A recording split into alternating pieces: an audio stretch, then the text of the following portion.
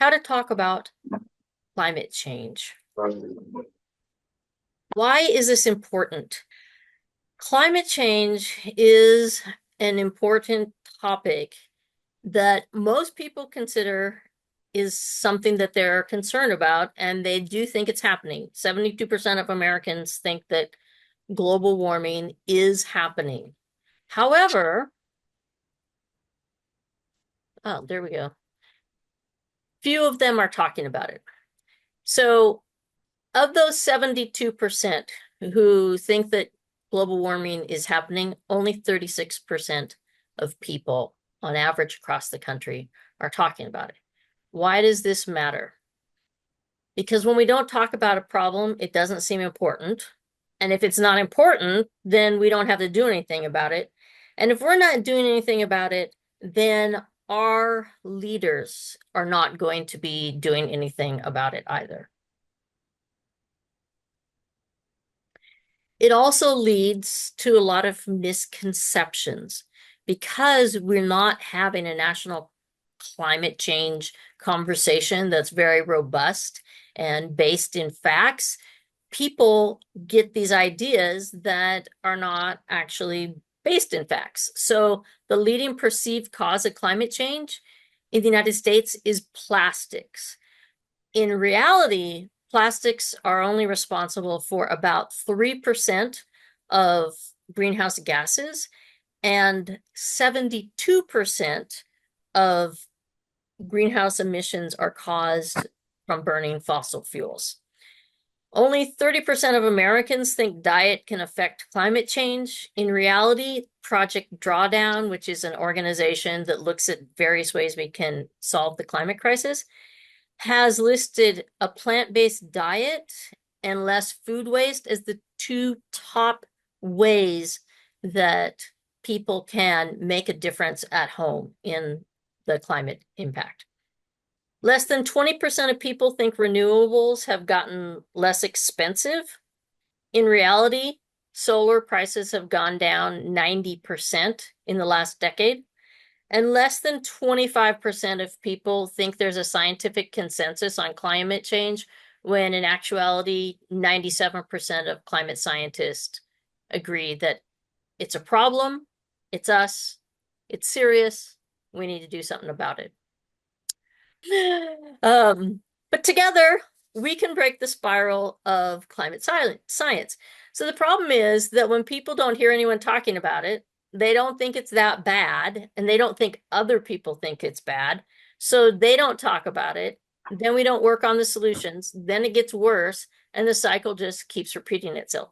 We have been in this doom cycle for a number of years because it is getting worse. And although we are moving forward, and there's a lot of good things happening in the climate movement and moving towards clean energy, we are not moving there fast enough. And so talking about this issue is one way we can make a difference. But talking about it in a way that turns people off is not a good use of time and can be quite frustrating. So there are some effective ways that you can talk about climate change that work better than others. Tonight, what I'm going to be talking about is based on some advice from a group called the Potential Energy Coalition. And they have a really, really great PDF that you can download called Talk Like a Human. And they also are the group behind an organization called Science Moms. And Science Moms also gives people guidance on talking about climate change, as well as how to deal with climate change, what individual actions people can take. So Potential Energy Coalition was started by a guy in the marketing field, and his son is like, why aren't you doing something? And he's like, well, what do I do? So he used all of his talents to go out, and they have done over 2 billion ads related to climate change to see what works best. They have surveyed people in countries all around the world to see what messages work best. And they have done this also in the United States. So they know what words and phrases are going to turn people off and what words and phrases are people going to most respond to. They have 8 principles of communication, which I've listed here. Talk like a human, don't exaggerate, don't be partisan, keep it local, focus on humans, fight pollution, focus on today, and messengers make the message. So we're going to look at each of those. The first one is talk like a human. This is the absolute most important thing. Because if I said to you that the NDCs discussed every year at the COP meetings hosted by the UNFCCC impact net zero target recommended by the IPCC, but a lot of people be like, what the heck did you just say? You don't want to use jargon like that. And words like net zero, even greenhouse gases, people don't know. If you talk to folks about scope 3 emissions, they're going to be thinking scope is a kind of mouthwash, as opposed to, I'm not going to try to explain it. Even those of us who care deeply about this issue and can explain what NDCs at the UNFCCC, are, I couldn't tell you right now what the heck is my carbon footprint in the last week, the last month. I mean, I could give a guesstimate maybe, but it's not something that the average person is like, well, my carbon footprint today was 1.2 tons of carbon and, half a ton of methane. And it's not what we need to be talking about. And as for 1.5 degrees of Celsius, a lot of Americans, they have this concept that it's the difference between 80 degrees and 81.5 degrees. And we're not even talking about Fahrenheit. We're talking Celsius. So those are kind of things that just don't communicate well. Things that do work are terms that we use all the time, like pollution and overheating and extreme weather. It's things that cost too much, even saying the hottest year on record. Especially pollution. Like I myself, I've never met a person who loves pollution. Like, have you ever heard someone like, gosh, look at the sky's so blue. I want more smog. Or I'm drinking this water. It's so good. I wish I had more toxins in it. Or, wow, my food is great. I hope there's a lot of pesticides. Like nobody wants those things. So pollution is something that everybody can relate to, and it is not a word that is going to confuse people or set off alarm bells. Another rule is don't exaggerate because the truth is bad enough. Surprisingly, at least it's surprising to me, words like climate crisis and climate emergency are words that will not go over as well with people who aren't already convinced that it is a crisis or that it is an emergency. Climate change is a better phrase to use according to all of the research that Potential Energy Coalition has done. So they suggest things like saying the use of dirty energy has been emitting heat trapping pollution into the atmosphere. And one of the things that they have found is that when you talk to people and it says, it puts an extra blanket of heat around the earth, that is just an everyday kind of simile or analogy that people can relate to, and therefore it's effective.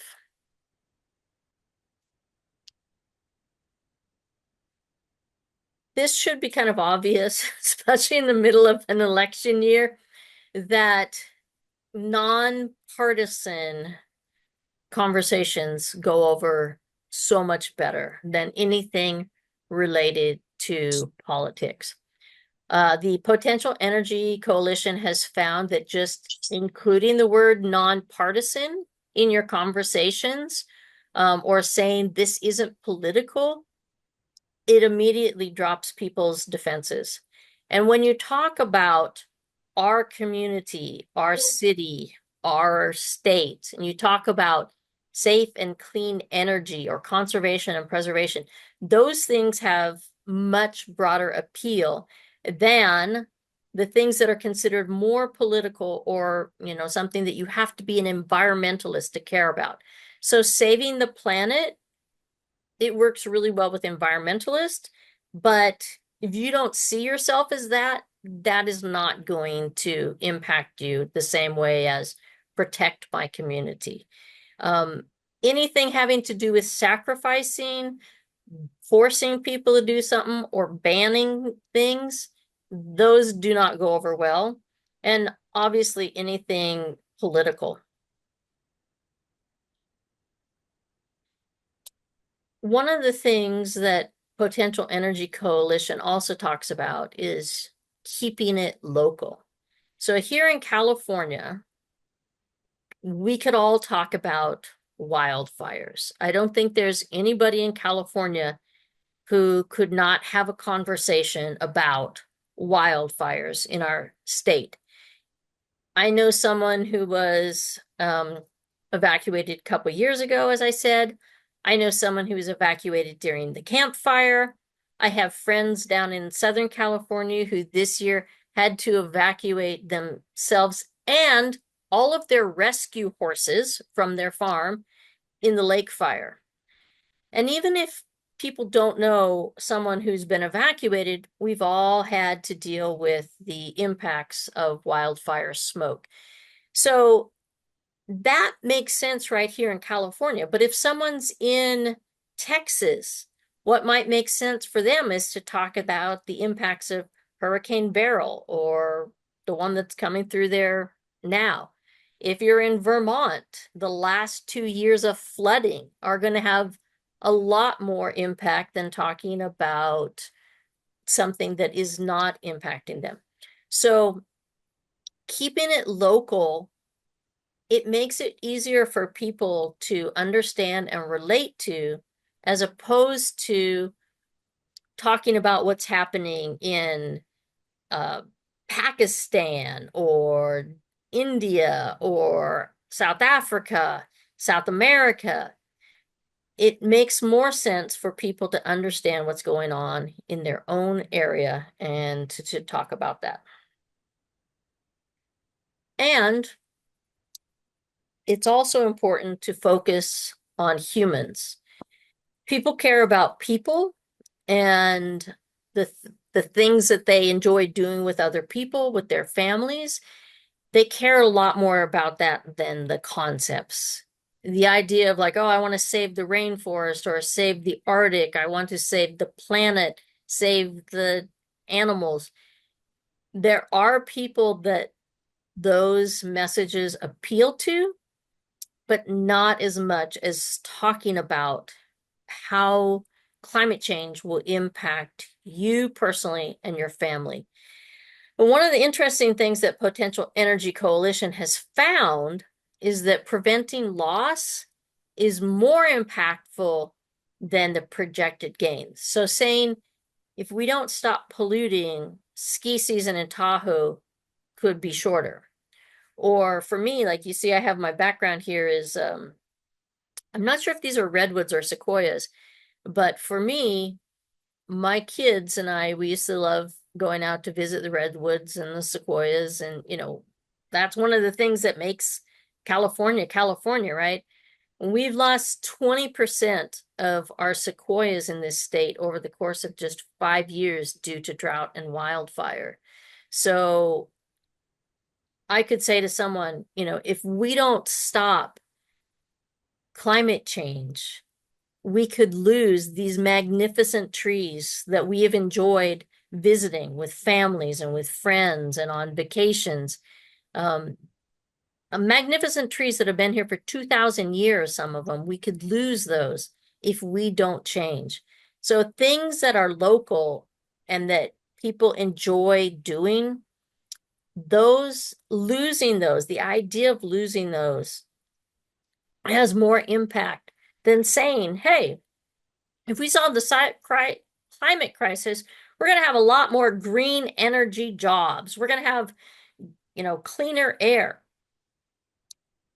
Those are good things, but they don't have the same impact as people losing the things that they love.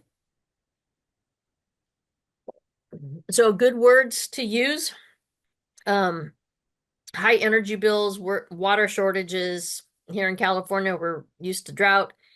Days you can't go outside because there's too much smoke or it's too hot. In other places, maybe there's too much rain.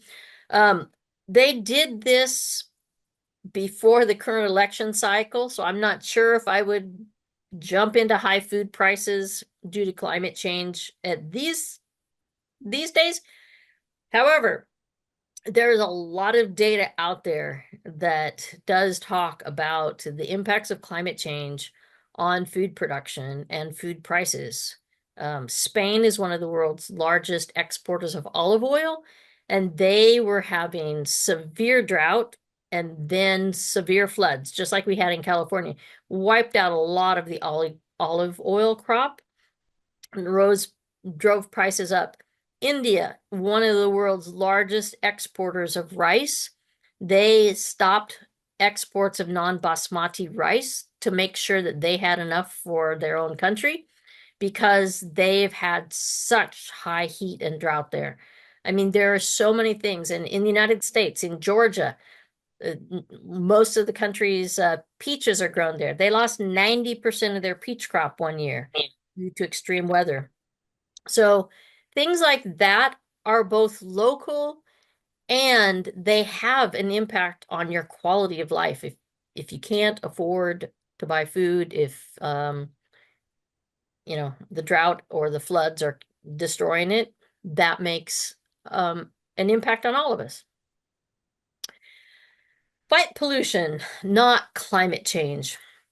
So the good news is that in all the testing the Potential Energy Coalition has done, they found that one of the most effective messages is actually saying we need to hold polluters accountable. People, like I said, they don't react the same way to the words pollution as they do to climate change. So the Potential Energy Coalition has said good words to use. You can say things like, it's not right that we allow some bad actors or some bad companies to pollute in a way that costs us all. Or our dependency on dirty, expensive energy is costing us all money and health. You can talk about the number of people who have asthma and health issues due to poor air quality. There are hundreds of thousands of people that die every year from pollution, and holding those polluters accountable is something that people will actually listen to and relate to. Focus on today. So I will say for myself that when I thought that climate change was kind of a distant thing, and I thought, maybe it'll be a little hotter, a little more drought in California, but heck, I live in Sacramento. I'm used to heat and drought. When I thought it wasn't that close, I was willing to say, okay, sure, politicians, climate scientists, you fix the problem, because who am I? Who am I to fix it? But when you realize that something is happening today and it's impacting your family today, that is a very different message than let's get to net zero by 2050. Let's get to, let's make sure we stay below 2 degrees Celsius of warming by the year 2100. Those dates make it seem very far out, and people are less likely to want to respond because they don't see the urgency. It's pretty easy these days to focus on what's happening now and locally, because we are seeing the impacts everywhere. If you have friends in Texas or Vermont, or you have friends in India or the Philippines, or, any place around the world, yes, you can talk about those. But if you're talking to people here in California, focus on what's going on in California. And the things to look at are talking again about pollution, how we can reduce pollution, end climate change, and what's at risk for people. So it's like, if you have kids, let's do it before it's too late for our kids. They have found, Potential Energy Coalition has found that saving quality of life for future generations is the most important thing for people when they're thinking about climate change. That is the thing that motivates people. It's love for other people and wanting them to have a good quality of life. And they have found that the phrase later is too late is actually an effective phrase to use when talking to people and trying to get them to understand that we need to act now. Interestingly enough, despite the fact of what we hear on the news and I don't know, social media these days is like, oh, you can't trust anybody. You can't trust the media. You can't trust this. Apparently, a lot of people actually still do believe that scientists and doctors and farmers and firefighters are trustworthy. Um, I imagine that you pay more attention to what I'm saying is because I got this from some other expert who they talk with climate scientists and they did the studies. If I was just saying, hey, you guys go and say this, that wouldn't give me as much authority. So if you're not a scientist, a doctor, a farmer, a firefighter, something like that, if you are using information provided by those messengers, or if you are doing a talk like this and you bring in one of those messengers, people are going to listen a lot more than if you just say, well, I was watching, fakenews.com and I found this information. People don't trust politicians, and that's probably, considering that we're not like politics, bringing it into the conversation destroys the conversation anyways. So the fact that people don't trust politicians is probably not a big problem. Now, there's all that stuff we just went through, all these things, say this, say that, whatever. CCL and Potential Energy and Science Moms tried to simplify this to how can you remember all that stuff. And what they came up with is this. You start with your head, you start with your heart, you follow up with your head, and then you encourage people to do something, your hands. So heart, head, hands. So you start out on something that people care about. So like here in California, you could say, man, I'm worried about those wildfires, or gosh, it was so hot the first 2 weeks of July here in Sacramento. Like, I'm worried about that. What do you think? And then a really important part about having a good climate conversation is listening, especially if the person you're talking to is not necessarily on the same wavelength as you. And I like to tell this story. I'm going to kind of pause here and tell this story for a minute. The very best climate conversation I've ever had was with somebody that did not believe that it was a problem at all. She was an acupuncturist that I'd gone to see. I didn't know her views on this, but I was getting ready to do a talk on hope in the face of climate change, and I was just asking people what they thought. And I asked her, and she started off saying, well, I don't know if you're gonna, agree with me or something like that. And I'm like, okay.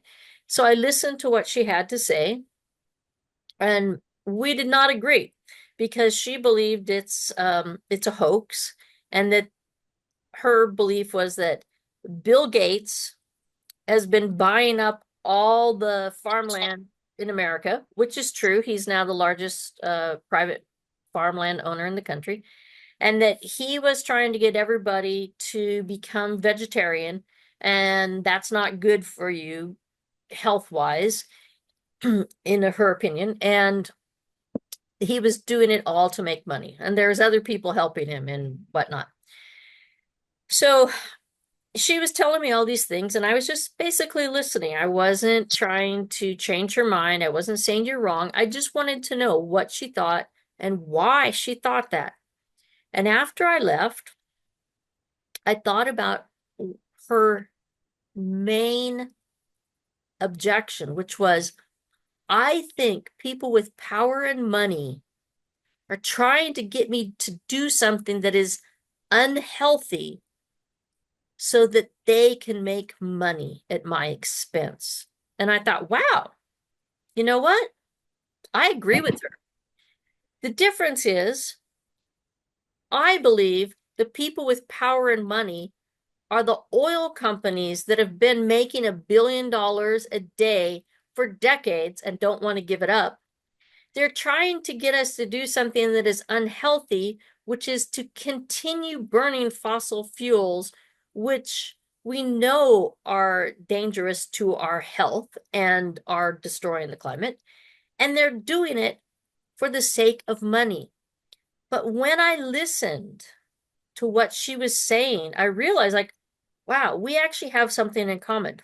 I did not change her mind, but she was already living a life that is kind of what we should all be doing to make things better. Like, she was growing her own food at home. She had moved her office closer to her home so she didn't have to commute. She was all about avoiding plastics and, you know, bad stuff in your food. She was about eating healthy and, not, buying a lot of crap that we don't need. And she was already doing that stuff. So the fact that we didn't agree on the cause of climate change was okay. I learned something from that conversation. So listening after you ask your question is really important.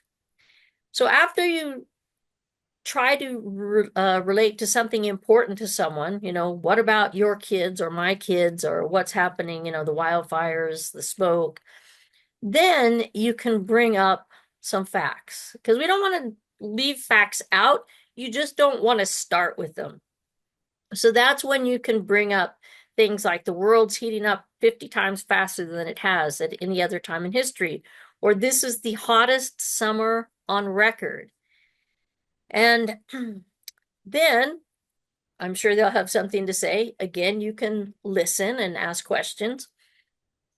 And when you get to a point where you can say something again, then you can inspire people by giving ideas for solutions and saying things like, if we act now, we can protect the planet for future generations. And elected officials can pass legislation that will help us get there, but we need to speak up to get them to act. Because honestly, we have the solutions. We know what the problem is. We know what the solutions are. We have the solutions, but politicians and corporate CEOs are not incentivized to implement those solutions fast enough because we aren't asking for them loudly enough. And that is why we need to have more conversations. So again, just kind of to reiterate, starting with the heart, like asking a question, I'm worried about this, what about you? Science Mom says, have you ever noticed that starting with facts doesn't get you very far? Because facts live in your head, and people care about their families in their heart. They don't connect automatically. You have to help people make that connection. And potential energy, again, says that starting with loss aversion, like we don't want to lose the things that we love, um, is better than saying like, oh, we're going to make great new green jobs for people, or, everybody will be able to have an EV. Humans, not concepts. This is what potential energy found um, people related to. So 1%, like or it's like the least popular solution, or the thing that would least inspire people to act.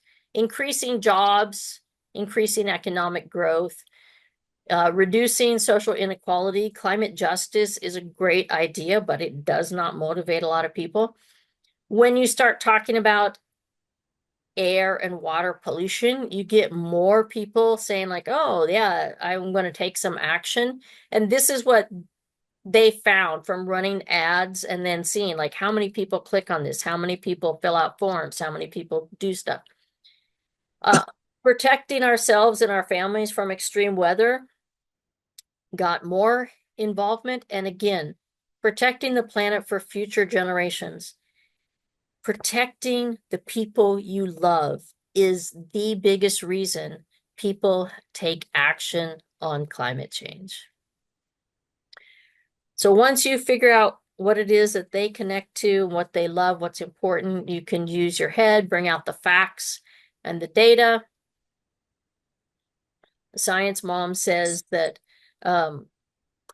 just using a few simple facts that people might be unaware of, like over 99% of scientists agree about climate change. As I said at the very beginning of this presentation, most people are not aware of that. Most people think there is still a lot of discussion and disagreement. So simple facts like that can really help people understand what's going on.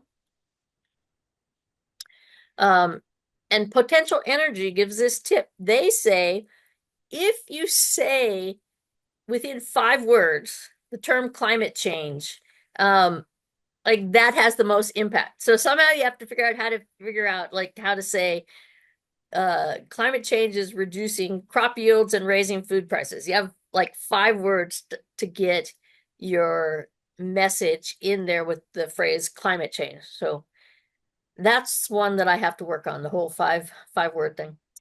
And then don't forget to inspire people to take action, to go for the solutions. So if we act now, we can protect the planet for future generations. Science Mom says don't leave people feeling hopeless, because that's not going to move us forward at all. And Potential Energy says don't beat around the bush. There used to be a lot of people say, well, just don't even mention the whole issue with climate change, and, the wildfires are being caused by climate change. Just talk about the solution. And what they have found is that when you talk about pollution, heating up the planet, and creating climate change, that is the most effective way to get people to pay attention and to want to take action. So that is my talk. I highly recommend these resources. Katharine Hayhoe is a climate scientist who has written this book, Saving Us, A Climate Scientist's Case for Hope and Healing in a Divided World. She gives this TED Talk, which is called The Most Important Thing You Can Do About Climate Change is to Talk About It. It's excellent. And her book is excellent. It really goes into the reasons why our climate conversation has been stalled for so many decades. She talks a lot about how we ended up in the place we are. And if you go look up any of her videos on YouTube, her entire goal is to get people talking about this issue. She's a fascinating woman. She has worked on the Intergovernmental Panel on Climate Change assessments. She has been the lead author of the national climate assessments. She has won so many awards, and she's quite interesting because she is a Canadian by birth. She's married to an evangelical pastor. She's an evangelical Christian, and she lives in Texas. So she is not like the stereotypical liberal snowflake, which is why she does such a fantastic job talking to many different groups of people. And she is one of the people that is part of the Science Moms group that Potential Energy created. And they did that to test out some of these theories. Like I said, they've been running these ads, 2 billion ads. Yes, she's Paul. You have a question? I don't have a question, just a comment that this October 12th to 17th, Al Gore and company are going to give climate reality training, and people who have taken the training before are welcome to take it as a refresher. Uh, so, besides Al, Catherine Hayhoe is going to be one of the speakers. So I would encourage you to actually register and listen to her talk live. Although it will be a virtual for people attending on Zoom or whatever. She's definitely a fantastic speaker and one you can enjoy listening to when she's giving her talk. Yeah, that's great, Sheesh Paul. And I will encourage those of you who are here to sign up for that training. The climate reality training that Al Gore does, it's a little bit different every time. I haven't done one of the virtual ones. I did it in Las Vegas. He talks a lot about the solutions that we have, and he's always updating his talk to give the latest information. And what's really amazing about the slide deck that he does every time, they have new images of disasters basically from around the world that he updates every time he does one of these trainings.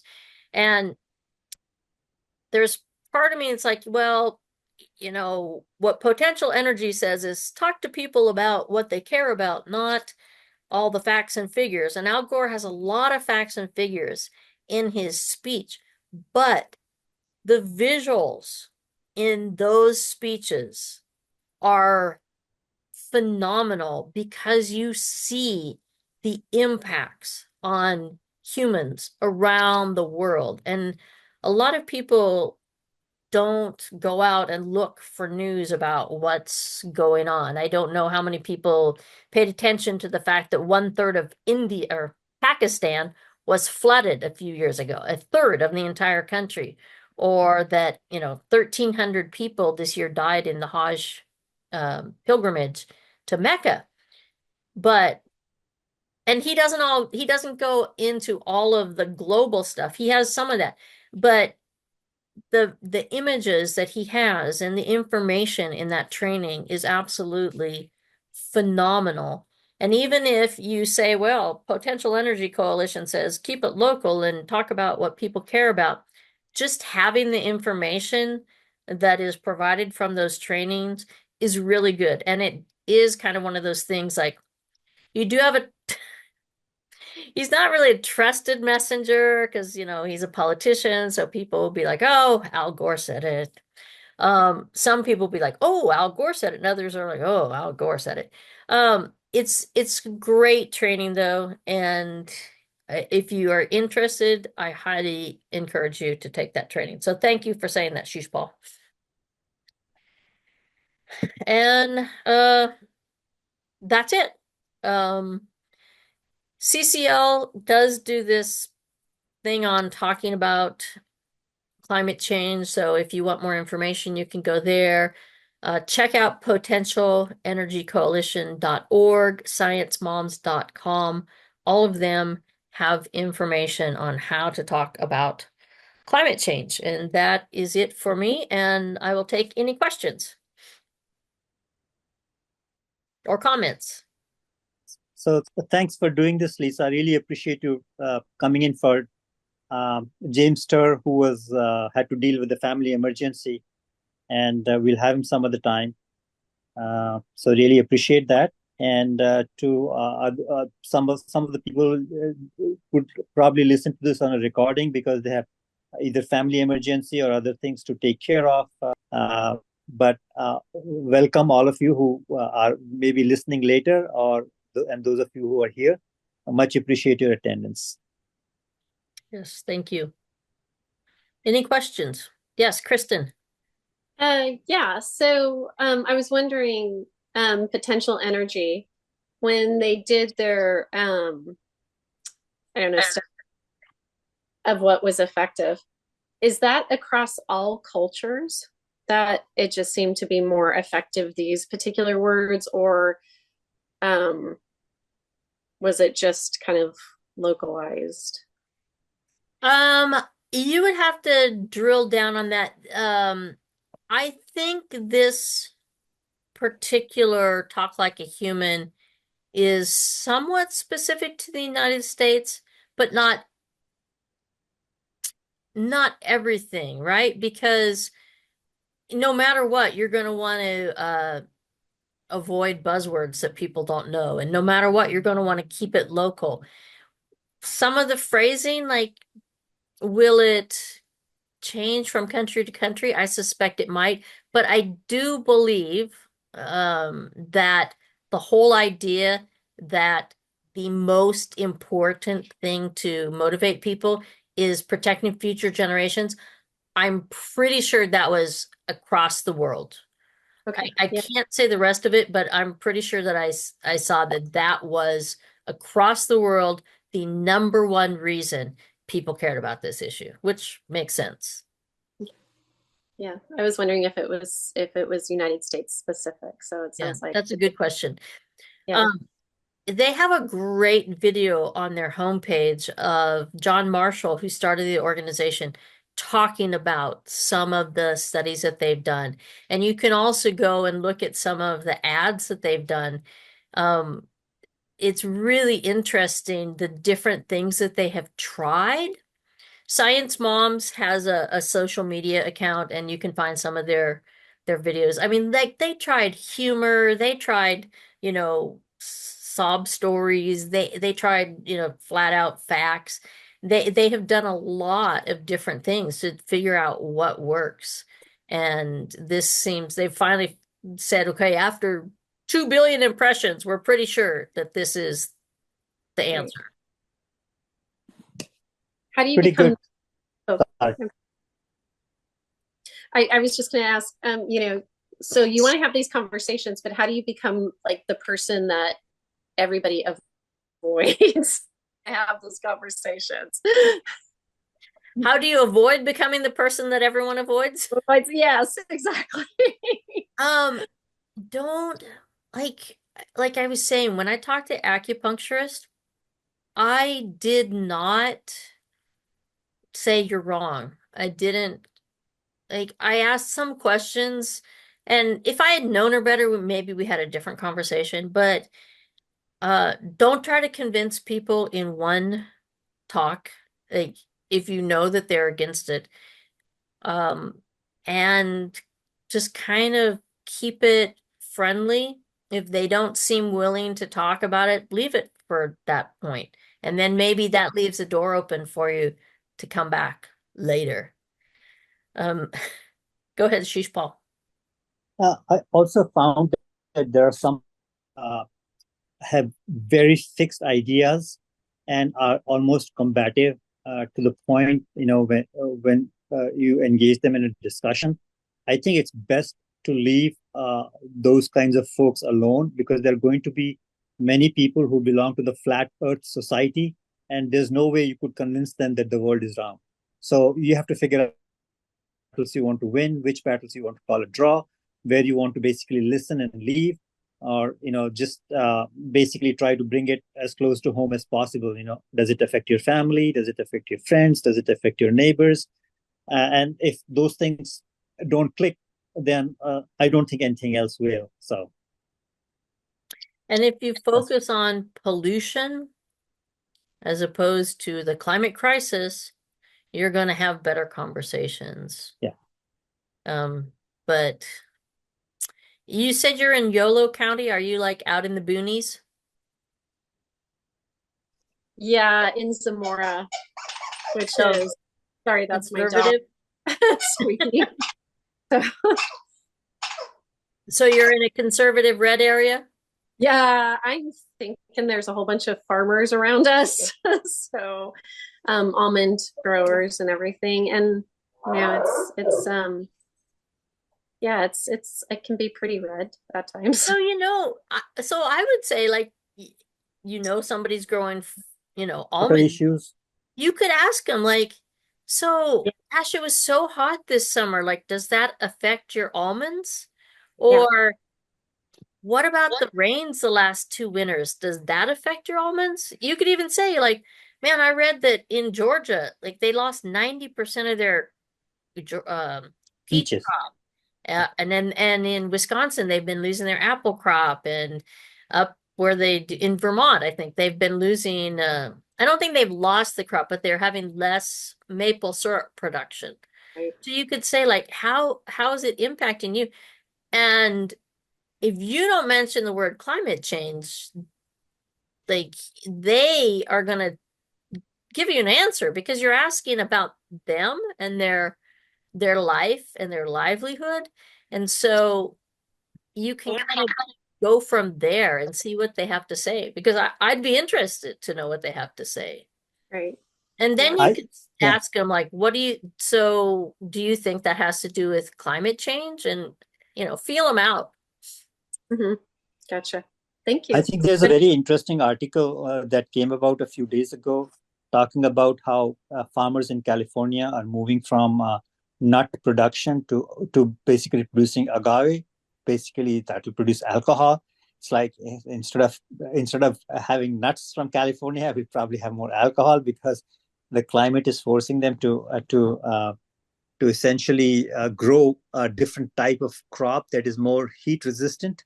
Yeah. And so how does that change the work that they have to do and the environment that they have to live and the supply chain that they have to develop and just move from to a different type of food production. We're, Right. a couple years ago, I was in Washington, D.C., and we were lobbying, and we met with John Garamendi's staff, and I think he got redistricted now, but he was representing Napa Valley. And his staff told us that um, the year that they had that fire in Napa that was so bad, it didn't impact the wine growers' crops necessarily, like it didn't burn them, but the wine growers lost their entire crops because of the smoke. And it's Hmm. like, who's wants wine that tastes like, burned whatever, burned forest? And the government actually bailed them out. Like John Garamendi had a bill that helped out the Napa Valley wine growers that year. So, especially because we have so much agriculture in this year. Another thing I read was California produces like some amazingly high percentage of tomatoes in the country, and all the rain that we had impacted the tomato production. So, Yep. like, we get hit by wildfires and drought and rain, that impacts the entire country. So, Yeah. Thank you. uh-huh. Any other questions, comments? Great. Well, thank you for being here.